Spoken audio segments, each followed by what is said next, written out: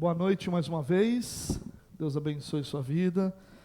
Nós estamos nesse mês de julho, lembrando um pouco daquilo que Deus fez nesses últimos anos em nossa vida, celebrando 8 anos que nós estamos juntos, né?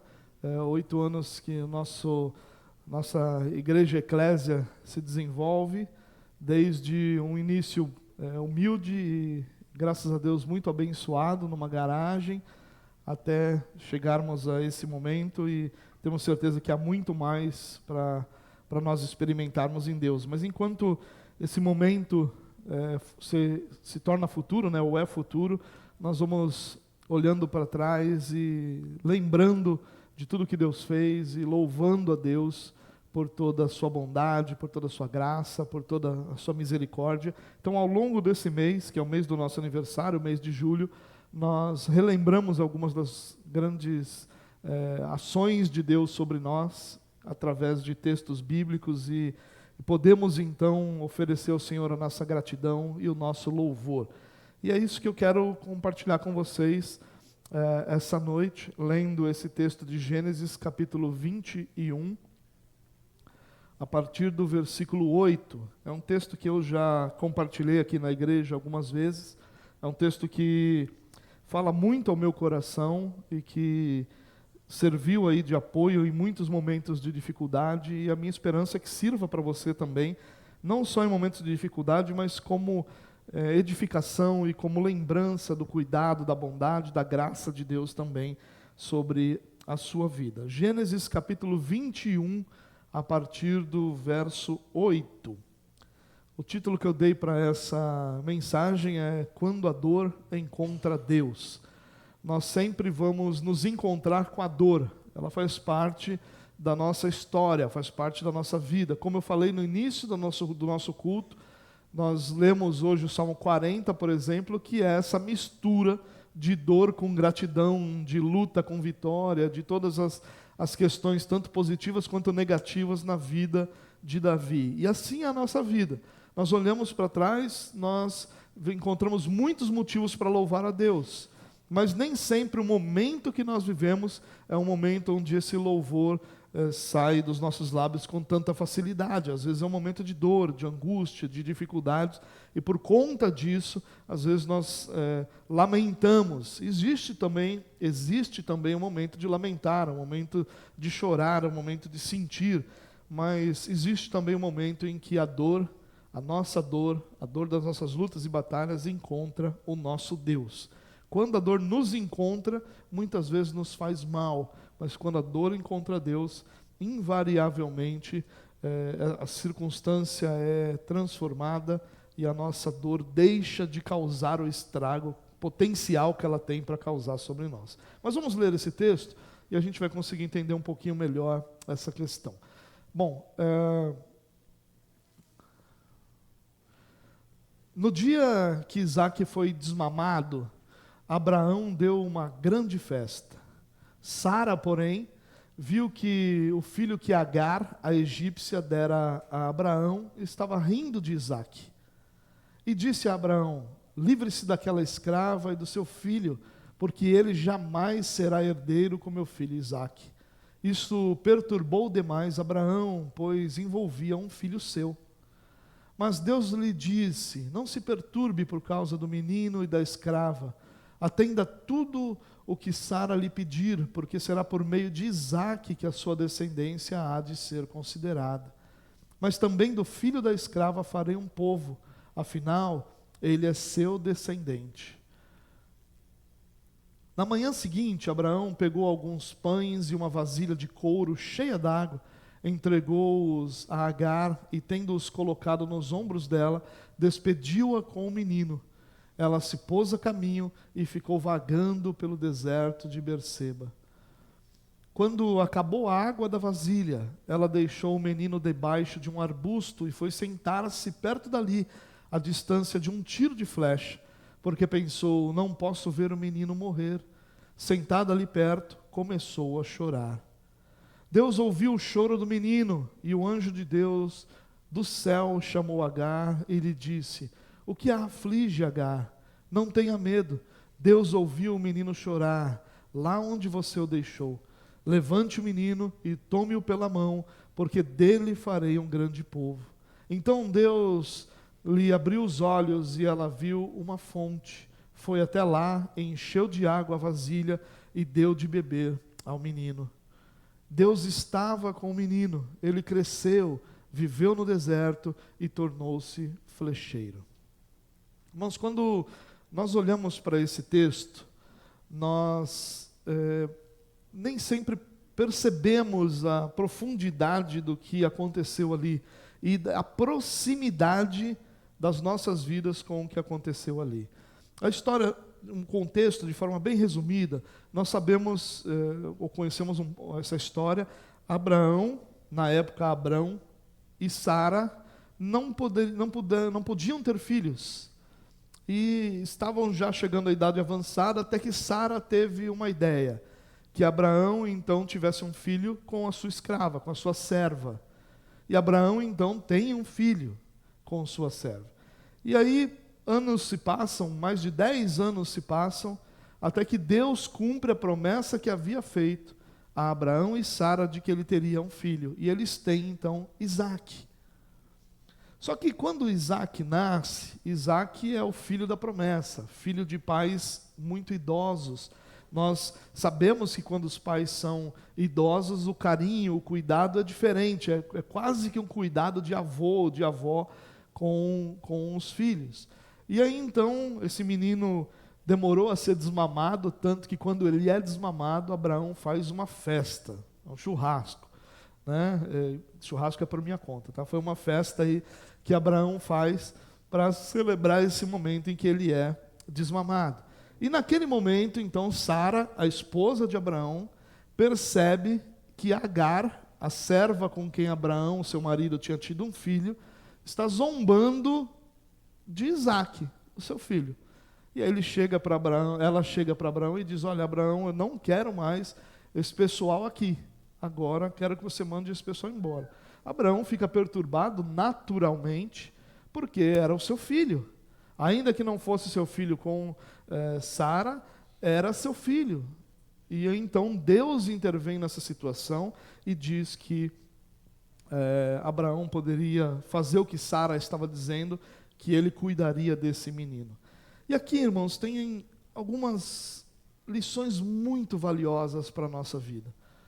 Quando nós olhamos para esse texto, nós vemos, por exemplo, que Agar, ela não se preocupou muito em plantar boas coisas na sua relação com Sara. Agar talvez tenha sido tomada aqui de um orgulho e de uma exaltação, porque Sara não podia ter filho e ela deu um filho a Abraão. E talvez essa compreensão de que ela foi capaz de dar a Abraão, aquele que tinha promessas de Deus, o que Sara não foi capaz, fez com que ela, em uma postura arrogante, uma postura soberba, maltratasse de alguma forma Sara ou fosse desleal com Sara. E chegou o momento em que Sara teve um filho e toda essa situação pôde tomar um caminho muito ruim. Então a primeira lição que nós podemos tirar daqui, irmãos, é que nós precisamos levar mais a sério essa questão das sementes que nós plantamos. Nós precisamos levar isso muito a sério. Ainda que nós sejamos incapazes de encontrar a perfeição em qualquer plantio que nós façamos, nós precisamos tomar cuidado com isso. Essa postura de Agar em se ensoberbecer por conta do que ela pôde dar a Abraão e que a sua esposa Sara não pôde dar, cobrou um preço lá na frente. Lá na frente a situação, como diriam os mais jovens, né, o jogo virou, querida. E aí quando o jogo virou, a situação ficou bem difícil para Agar. A situação ficou bem complicada e Sara, como esposa de Abraão, cobrou a Abraão que a mandasse embora com o menino. E isso perturba Abraão de uma forma profunda, a ponto de Deus precisar intervir. Olha a situação em que chegou esse relacionamento totalmente disfuncional, totalmente produzido sobre bases humanas, sem nenhuma confiança em Deus. A própria ideia de Sara é uma péssima ideia, porque não confiou no que o Senhor havia prometido. E essa é uma segunda lição, irmãos. Quando nós não confiamos no Senhor, não confiamos na sua promessa de cuidado, na sua promessa de sustento, na sua promessa de presença, nós temos uma inclinação enorme a tomar decisões que vão demonstrar essa falta de fé e que vão produzir para nós problemas que até então não existiam. Abraão e Sara tinham um problema, eles não tinham filhos. Mas esse era um problema de Deus, que havia dito que iria dar filhos a eles. Mas aí então, por não confiar na promessa de Deus, eles decidem agir de acordo com sua própria força, de acordo com seu próprio entendimento, com a sua própria capacidade. E aí eles fazem, Sara tem essa ideia de que a sua serva poderia dar um filho ao seu marido, e seria como o seu próprio filho. O seu marido teria uma descendência. Sara, talvez ali influenciada por todo o contexto cultural, de que a descendência era algo valiosa, e era realmente algo muito valioso para Abraão, tem essa ideia que é uma forma de dar uma volta ali, de distorcer o que Deus havia dito, mas de solucionar o problema à sua própria maneira. Mas essa ideia acaba produzindo um outro problema, que é o problema de relacionamento que durou por muito tempo. Foram mais de 10 anos que Sara possivelmente sofreu da arrogância e da exaltação de Agar na sua frente. Irmãos, é claro que não é fácil crer, é claro que não é fácil nós confiarmos nos momentos de dificuldade, não é. Nós precisamos ser honestos nisso. Se fosse tão fácil que nós crêssemos de uma forma plena, que nós confiássemos de forma plena, nós não teríamos tantas exortações nas Escrituras para que nós confiássemos no Senhor, tantas histórias para edificar e para alimentar a nossa fé. Nós não teríamos a necessidade de muitas das disciplinas espirituais que alimentam a nossa fé e que edificam a nossa confiança. É difícil realmente, não faz parte daquilo que é natural para nós. O natural para nós é querer ter o controle, não é confiar no controle de outro. Porém, quando nós abrimos mão de confiar no Senhor, de depender do Senhor, de esperar no Senhor, invariavelmente o resultado disso é mais problemas. Invariavelmente o resultado disso é nós criarmos novas situações que nos causam dor e angústia. Essa situação não era culpa de ninguém, exceto da própria Sara e de Abraão. Eles eram os responsáveis por essa situação. Ainda que Abraão depois se condoeu e se sentiu profundamente, porque era um dos seus filhos, ele era o responsável. Ainda que Sara agiu de uma forma má ali, né, sem pensar no sustento, em nenhum tipo de futuro para a mãe e para esse menino, mas ainda assim ela era responsável. Na verdade, irmãos, os únicos culpados aqui são Sara e Abraão. Eles produziram para si um problema que não existiria se eles tivessem confiado no Senhor. Confiar no Senhor, irmãos, não é apenas esperar que Deus faça o que Ele quer fazer. É também não fazer o que a gente tem vontade de fazer por nossa própria força. E essa é a parte difícil da fé. Porque esperar, nem sempre a gente tem outra opção. A gente acaba esperando. Mas a parte difícil é não piorar, não agir de uma forma que aquilo que a gente está fazendo acabe agravando o problema. Eles agravaram o problema. Eles tinham uma promessa, precisavam confiar, precisavam esperar no Senhor. É claro que, de forma alguma, cabe a nós menosprezá-los em sua fé. Primeiro, porque era Abraão, né? E Abraão é reconhecido como o pai da fé. Segundo, porque nenhum de nós facilmente confiaria numa promessa de aos 90 anos de idade nós teríamos um filho. Nenhum de nós confiaria nisso naturalmente, né? Então é claro que era uma situação complicada, mas a grande lição aqui é essa, irmãos. Quando nós não confiamos, quando nós não esperamos em Deus, quando nós não esperamos o momento de Deus agir sobre a nossa vida, nós costumeiramente criamos mais problemas ao invés de resolver aqueles que nós estamos tentando resolver com nossas próprias mãos. E é isso que acontece aqui. Bom, enfim, Deus diz para Abraão que Abraão então poderia dar ouvidos a Sara, que ele tinha promessa. Olha que interessante. Deixa eu encontrar esse verso aqui para a gente ler. Ele diz, olha, Deus diz para... Não se perturbe por causa do menino e da escrava. Atenda a tudo o que Sara lhe pedir. E Sara só tinha um pedido, manda embora. Porque será por meio de Isaque, ou seja, o filho dele com Sara, que a sua descendência há de ser considerada.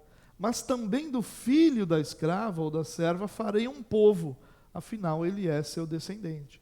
Deus está dizendo aqui claramente que iria sustentar e dirigir a vida de Ismael. Mas que através de Isaque, a descendência de Abraão seria considerada. Pare para prestar atenção aqui. Deus está dizendo que nada de ruim aconteceria com Agar e com seu filho. Nada.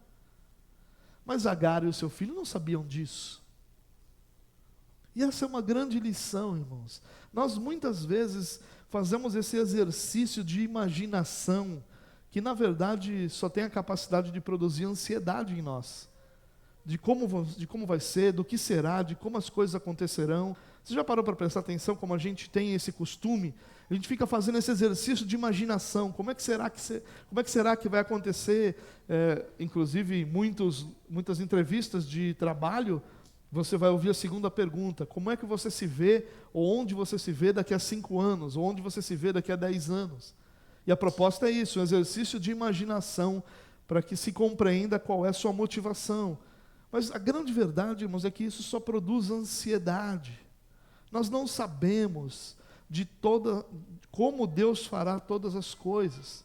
E, portanto, qualquer um desses exercícios que nós fazemos de imaginação só vão produzir ansiedade em nós. E no caso aqui de Agar, ela não sabia de nada disso. E ela sofreu. Nós temos uma vantagem sobre ela, que nós temos a promessa do cuidado de Deus. Nós temos a promessa de que Deus está e permanecerá conosco. Por isso nosso coração pode descansar. Nós não precisamos desses exercícios de imaginação. Nós não precisamos dessa ideia de como as coisas acontecerão, como serão, o que será que vai acontecer daqui a 5 anos ou daqui a 10 anos. A gente não sabe disso. Eu me lembrei ainda esses dias de uma conversa que eu tive com alguns irmãos, logo nos primeiros meses ali que nós começamos a nos reunir como igreja, e havia uma percepção da grande maioria de nós, de que não tinha muito futuro o que a gente estava fazendo, não. E a gente até brincava, né, que o último que saía apaga a luz, né? O nosso exercício de imaginação não era positivo. E ele dificilmente é, irmão. Dificilmente é positivo. Eu não sei você, mas quando nós somos crianças, normalmente nós fazemos aquelas redações na escola, né? O que você quer ser quando você crescer, né? E todo mundo quer ser algo, não necessariamente grande, né? Porque criança não tem essa dimensão, mas todo mundo quer dar certo. Todo mundo quer ter uma profissão, uma história, algo interessante para se contar. Uns querem ser médicos, outros querem ser policiais, cada um quer ser uma coisa ali quando criança, né? Poucos se tornam aquilo que desejam ser quando criança, mas todos têm aquele desejo. Todo o exercício da criança é sempre algo muito positivo.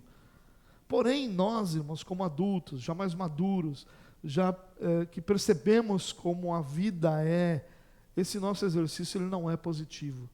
Nós precisamos confiar no que Deus disse. Deus disse que cuidaria de nós. Deus disse que nos sustentaria. Deus disse que estaria conosco todos os dias até a consumação dos séculos. É nessa promessa que nós precisamos nos apegar, nos momentos em que nós não sabemos o que está acontecendo, não sabemos como será o nosso futuro, não sabemos o que está diante de nós.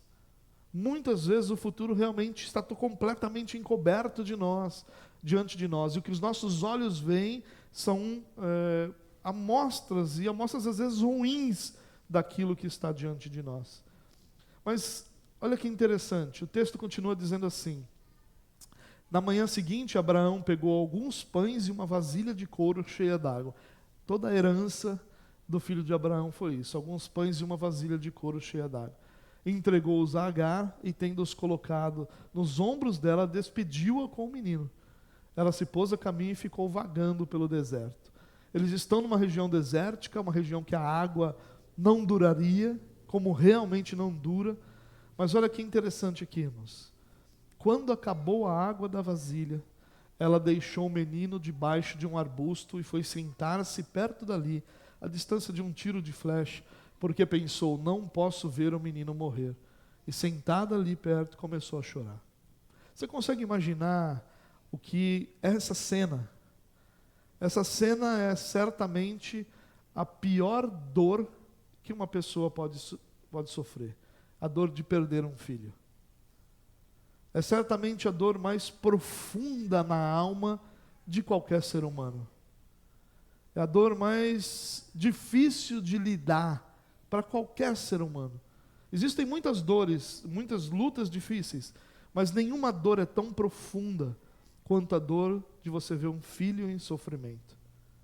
E é essa cena, ela que até então vivia uma vida confortável, porque Abraão tinha bens para viver uma vida confortável, ainda que nômade, mas plenamente confortável. Agora ela está a uma determinada distância, vendo seu filho ao longe, e aguardando o momento da sua morte, porque ela não tinha sustento para si. Olha que dor inacreditável que essa mulher estava vivendo. E sabe, irmãos, talvez essa dor, que é a mais profunda de todas as dores, seja o nosso exemplo aqui nesse texto, para que a gente possa olhar para a nossa própria dor, e ainda que profunda e ainda que difícil, nós possamos lembrar de que nenhuma outra dor é tão profunda quanto essa. E nessa dor de Agar, Deus estava lá. Abraão não estava, Sara não estava, ninguém mais estava, mas Deus estava lá. No momento da mais terrível dor que qualquer um de nós for colocado diante, ou que nós tivemos que passar, Deus estará lá. Deus estará lá, irmãos. Nós podemos estar sozinhos aos nossos olhos, nós podemos não ter ao nosso lado pessoas que nos apoiassem, ou que nos apoiem. Nós podemos nos sentir completamente sozinhos e abandonados. Imagine, vamos pensar por um minuto o que estava no coração dessa mulher. Ainda, porque o ponto importante aqui, irmãos, é que ainda que a gente precisa tomar cuidado com as sementes que nós plantamos, nenhum de nós está dizendo que Agar mereceu o sofrimento. Ela plantou um relacionamento disfuncional, e sempre relacionamentos disfuncionais causam dor. Porém, o que essa mulher passa é algo inimaginável. Em primeiro lugar, ela poderia se sentir traída, porque quando ela foi necessária para que o filho nascesse, ela foi inserida na família e querida. Agora que ela já não é mais necessária, ela é abandonada. São os relacionamentos utilitários. Aqueles relacionamentos que são muito bons enquanto eles produzem alguma utilidade. Quando eles não têm mais utilidade, eles são descartados. Esse era o sentimento do coração dela. Segundo, ela é largada, abandonada, sem absolutamente nada. Sem nenhuma estrutura, sem nenhum sustento, sem nada. Completamente, com uma atitude de completa ingratidão da parte do próprio Abraão, que deveria ter cuidado melhor do sustento dessas duas pessoas. E aí agora ela então vaga pelo deserto, sem rumo, sem direção, não sabia o que fazer, por isso ela vaga pelo deserto. E agora ela se encontra numa situação que o filho está prestes a morrer, porque ela não tem o que comer e ela não tem o que beber. Não é possível que nós consigamos imaginar ou saber o que é essa dor. A gente consegue imaginar, mas a gente não consegue saber o que é essa dor. Essa dor é uma dor profunda demais, um exemplo pleno do que é a dor que o ser humano pode enfrentar num momento de adversidade. Espero em Deus que nenhum de nós aqui tenha experimentado um momento tão doloroso quanto esse, mas certamente é um momento de grande dor, de grande angústia, de grande dificuldade, e muitas pessoas, aliás, qualquer pessoa, sem a ação do Senhor, desmoronaria e certamente sucumbiria a uma situação como essa. Mas olha, tudo que ela pode fazer é chorar. E aí então o texto diz que Deus ouviu o choro do menino. E um anjo de Deus do céu chamou Agar e lhe disse: o que te aflige, Sara? Tem essas partes assim meio, umas perguntas meio irônicas nas escrituras, né? Tem várias delas, né? Jesus, para alguém que está doente: o que você quer que eu faça? Aqui o anjo: o que te aflige, Agar? E aí, mas ele continua. A pergunta, ela não é irônica. A pergunta é mais ou menos assim: por que você está sofrendo com isso? Sua confiança deveria estar em Deus. E aí o texto continua dizendo: não tenha medo. Deus ouviu o menino chorar lá onde você o deixou. Levante o menino, tome-o pela mão, porque dele farei um grande povo. Agora a promessa que Deus já havia anunciado a Abraão, e que Abraão provavelmente falhou em anunciar a Agar, e falhou em prover a Agar, agora é dita pelo próprio Deus a Agar. Agora Agar tem a sua promessa. E com a promessa, Agar age. Agar se levanta. E aí Deus então abre os seus olhos e ela vê uma fonte. Mas olha que coisa espetacular isso. Quantas vezes nós nos sentimos completamente sem esperança em alguma área da nossa vida? Completamente esmorecidos por causa das lutas e das dores. Quantas vezes tudo que a gente consegue enxergar diante de nós é negativo. Tudo que a gente enxerga é negativo. Toda a esperança, às vezes a gente olha para a família, olha para os filhos, olha para a vida profissional, olha para o ministério, e tudo que a gente consegue enxergar é desesperança. Tudo que a gente consegue sentir é dor. Toda a alegria que um dia essas realidades produziram se foi. E agora há desesperança. Mas no meio da mais profunda desesperança, Deus tinha um poço para Agar. Isso é belíssimo. Isso é belíssimo porque Agar não precisava de outra coisa senão exatamente de um poço. E o que Agar vê quando seus olhos se abrem não é outra coisa senão a bondade manifestada de Deus sobre ela e sobre sua casa. Isso, irmãos, enche meu coração de esperança em saber que não importa quão dura seja a batalha, Deus sempre tem um poço para aqueles que são dele, para aqueles a quem ele prometeu cuidar. Aqui Agar tem diante de si um poço. Ela foi lá, encheu de água a vasilha e deu de beber ao menino.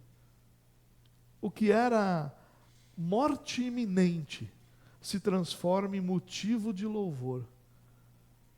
Quem mais é capaz de transformar uma situação tão radical, tão triste, em motivo de louvor?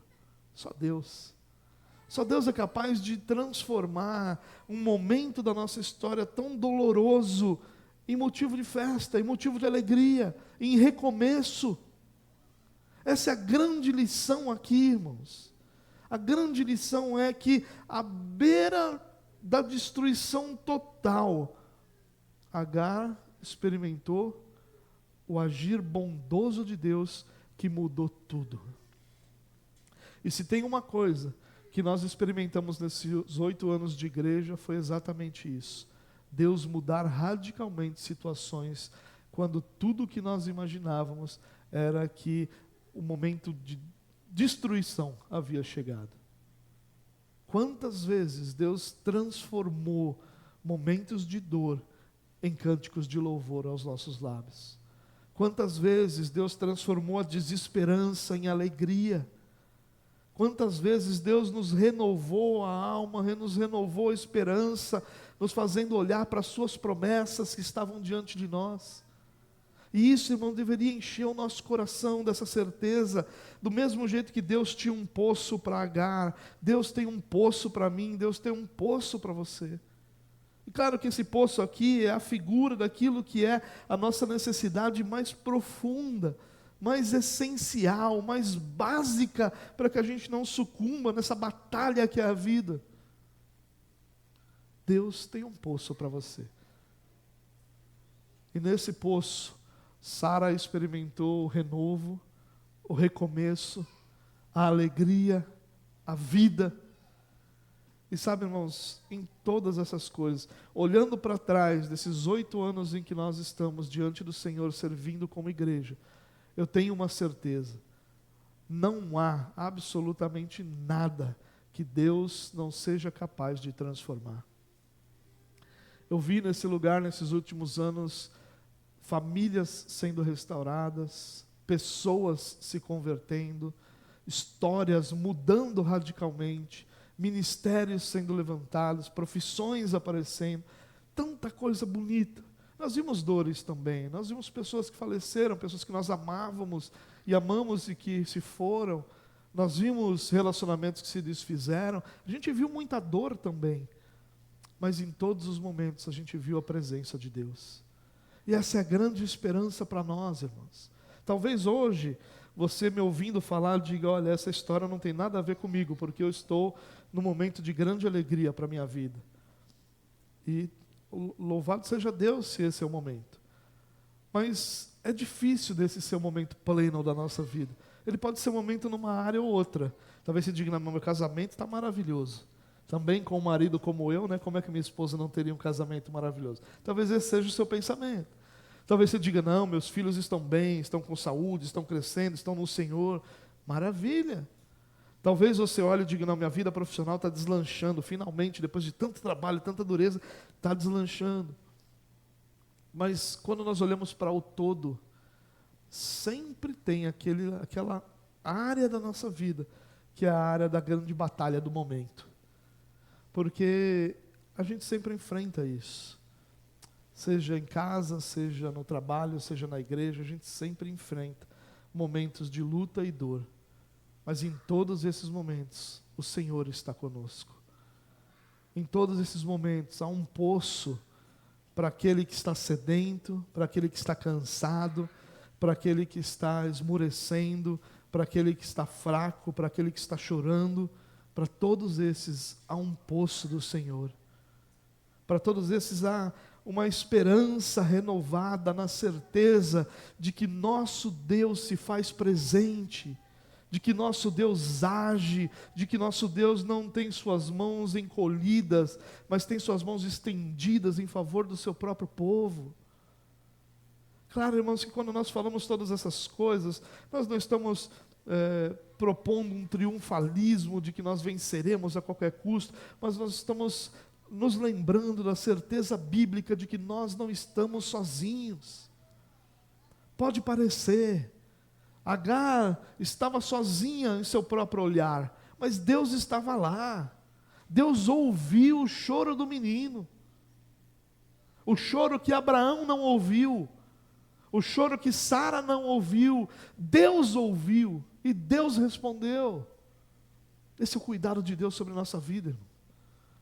Nosso coração tem que estar cheio de esperança, porque olhar para frente deveria produzir em nosso coração a certeza de que hoje nós estamos mais próximos do que Deus fará completando sua obra do que nós estávamos ontem. E amanhã estaremos ainda mais próximos do que Deus fará plenamente. E a cada dia se aproxima o dia em que Deus vai colocar todas as coisas no seu lugar. E nós estaremos diante dele por toda a eternidade. Irmãos, que essa mensagem possa nos renovar a esperança da eternidade. A igreja tem sofrido com mensagens que só focam no dia de hoje, que só falam sobre hoje e que não nos lembram de que a eternidade é o nosso destino. Que nós não estamos destinados a viver essa vida terrena, por melhor que ela seja. Esse não é o nosso destino. Nosso destino é diante do Senhor por toda a eternidade. Eu não sei exatamente fazendo o quê. Honestamente, eu não consigo encontrar nas Escrituras. Alguns dizem que nós vamos cantar diante do Senhor a vida toda. Eu espero que não. Porque, a não ser que Deus realmente me dê a capacidade de cantar, né? Porque senão o céu não vai ser agradável. Eu e uma meia dúzia de irmãos aqui cantando no céu, ninguém vai querer nem ficar lá. Outros dizem que nós vamos descansar. Eu espero que não também, né? Porque estar diante de Deus e ficar só descansando. Mas certamente, irmãos, nós estaremos diante do nosso Criador. E seja qual for a vida que o Senhor tem preparado para nós na eternidade, nós temos a certeza que diante dEle é a melhor que nós podemos imaginar. E por que a gente não sabe? Exatamente porque a Bíblia diz isso, que nenhum ouvido ouviu, olhos não viram, nunca subiu ao coração do homem aquilo que Deus tem preparado para os seus. Não subiu ao coração significa que nenhum grande diretor de Hollywood, ou roteirista de Hollywood, foi capaz de escrever sobre como será o céu. E o mais belo dos filmes que falam sobre os céus é nada comparado com a beleza do que aquilo será. Ah, irmãos, como nós somos privilegiados. Nós somos privilegiados, primeiro porque nós temos certeza da nossa salvação. Não por nós mesmos, mas porque o Espírito Santo nos sustenta no Senhor. Privilegiados porque nós temos promessas que outros não têm. Outros não têm. Vocês lembram dessa notícia que nós tivemos agora há alguns poucos dias do submarino? Independente da estupidez de fazer aquilo, né, porque para alguns é uma tremenda estupidez, para outros é um sonho, né? Alguns lá eram bilionários. Sabe quanto é bilhão? A gente não sabe de verdade. Você tem ideia de qual é o tamanho, se botar em nota de R$1, de 1 bilhão? A gente não sabe. É muito dinheiro. Mas serviu para quê? Claro, levou-os até lá, eles experimentaram coisas maravilhosas na vida, eles puderam ter do bom e do melhor, mas aquilo não pôde salvá-los. Não pôde impedi-los de viver aquele desastre. Que esperança havia diante deles? Pessoas poderosas se vão, pessoas milionárias, bilionárias se vão também. E nós também vamos, mas a grande pergunta é, com que esperança nós estamos vivendo até lá? A nossa esperança é que a única coisa que a morte pode fazer é nos entregar ao nosso Senhor. A morte não pode fazer outra coisa, senão nos entregar ao nosso Senhor. E é isso que a morte faz conosco. A nossa esperança está, não em viver para sempre, a nossa esperança está que no dia que a nossa vida terminar, nós estaremos diante do Senhor. Mas enquanto a dor chega, nós podemos ter a certeza que a nossa dor sempre encontrará o nosso Deus. E quando a dor se encontra com o nosso Deus, tem um poço do Senhor esperando, um poço de renovo, de esperança, um poço de água viva, que é o nosso Senhor Jesus Cristo, nos esperando, para que a nossa jornada continue. Preste atenção em como esse texto termina. Esse texto, se parasse nesse versículo, aqui no versículo 16, que ela estava esperando o menino morrer e sentada ali perto começou a chorar. Se parasse ali, seria uma história triste, uma história horrorosa de se contar. Mas no verso 17, Deus entra na história, e por isso a história é transformada. Mas no verso 20, que termina esse trecho que nós estamos lendo, diz assim: Deus estava com o menino. Até o momento anterior, ele estava à beira da morte. Agora a história desse menino é contada diferente. Deus estava com o menino. Ele cresceu, viveu no deserto e tornou-se flecheiro. Ele viveu. A desesperança foi transformada em vida. A dor foi transformada numa história, numa lembrança da presença e da ação de Deus. E essa é a nossa história, irmãos. Nos momentos mais difíceis, Deus está lá. Aqueles momentos que parecem irreversíveis são os momentos onde Deus revela o seu poço ao seu povo. E a partir daí a história pode ser contada sobre outro prisma. Deus estava com o menino. Deus está conosco. Essa é a nossa certeza, essa é a nossa história.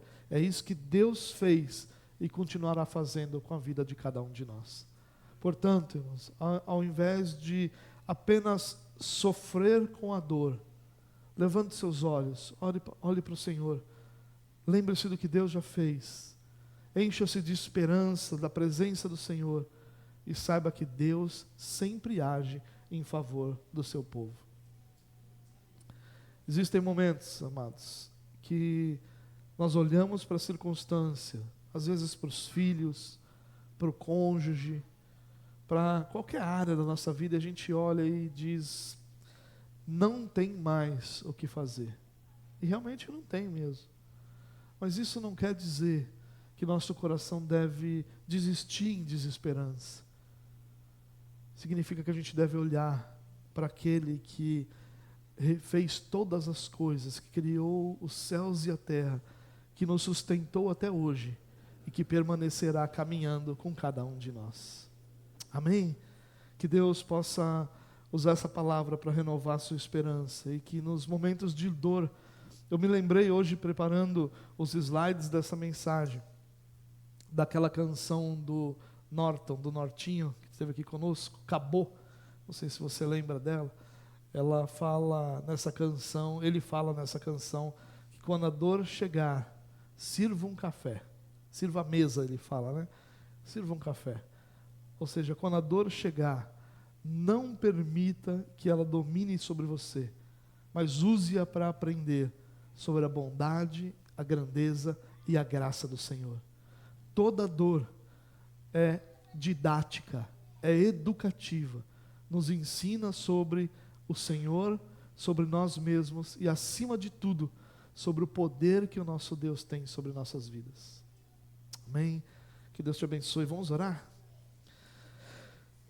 Pai, muito obrigado, Deus, porque mesmo em nossa incompreensão, nosso desconhecimento, mesmo naqueles momentos em que a nossa mais profunda dor domina os nossos sentimentos, que o Teu Espírito possa nos lembrar da Tua presença, das Tuas promessas e do Teu amor sobre nós. Ah, Senhor, não nos deixa sermos vencidos pela dor, mas ajuda-nos a enxergar o encontro da nossa dor com o nosso Deus, que vai revelar, vai abrir os nossos olhos e vai revelar o poço do Senhor para a nossa restauração e para a nossa vida. Ah, Deus, muito obrigado por Tua palavra, muito obrigado por essas lembranças tão especiais sobre esses anos todos de igreja. E ainda que existam muitas histórias dolorosas, todas essas histórias estão permeadas por Tua presença, são encharcadas por Tua graça, e nós podemos olhar para frente com a certeza de que o Senhor cumpriu Tua promessa, de que as portas do inferno não prevaleceriam contra a Tua igreja. Ao contrário disso, que a Tua igreja exaltaria e glorificaria o Teu nome. Nos ajuda, Deus, a enxergar o Teu sustento e o Teu cuidado, para a glória do Teu nome. Amém, amém, amém.